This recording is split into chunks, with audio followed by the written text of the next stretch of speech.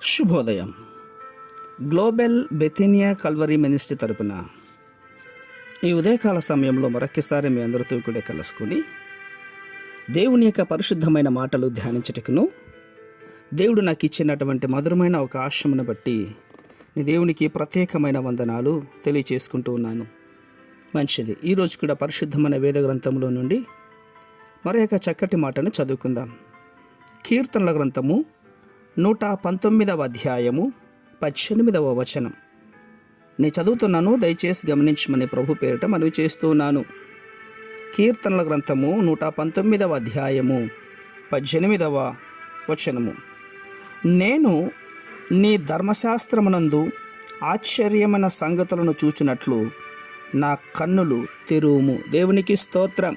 అవును ప్రియులారా, మనము బైబిల్ చదువుకోవడానికి అలవాటు ప్రకారంగా చేయకుండా ప్రార్థనాపూర్వకంగా దాని యొక్క బోధనను అర్థం చేసుకోవడానికి ప్రయత్నం చేయాలి.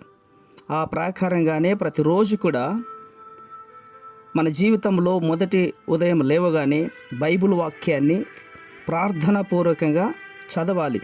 చదివేటట్లుగా మన కన్నులను తెరవమని ప్రభు సన్నిధిలో అడగాలి.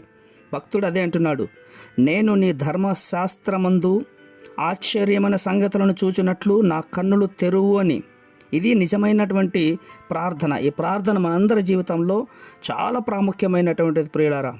సర్వసాధారణంగా మనము చదువుకున్నటువంటి వాక్యాలు గ్రహించుకోలేం. కాబట్టి పరిశుద్ధాత్మ యొక్క సహవాసం అవసరం.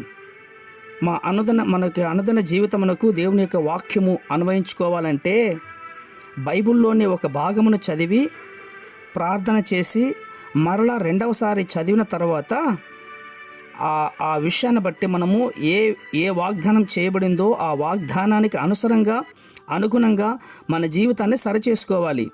అవి హెచ్చరికగా తీసుకోవాలి, జాగ్రత్తగా చూసుకోవాలి, జాగ్రత్తగా గైకొనాలి ప్రియులారా. అప్పుడే ఆ రోజు నీవు చదువుకున్నటువంటి వాక్యమునకు నీ జీవితం అనుకూలంగా ఉందో లేదో.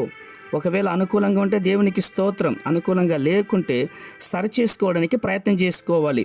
అదే అనుదినములో దేవునితో మనం ఓడుకునే అత్యున్నతమైనటువంటి సహవాసం. అట్టి సహవాసం ఈ మాటలు వింటున్న వారందరికీ కూడా దేవుడు దయచేయునుగాక.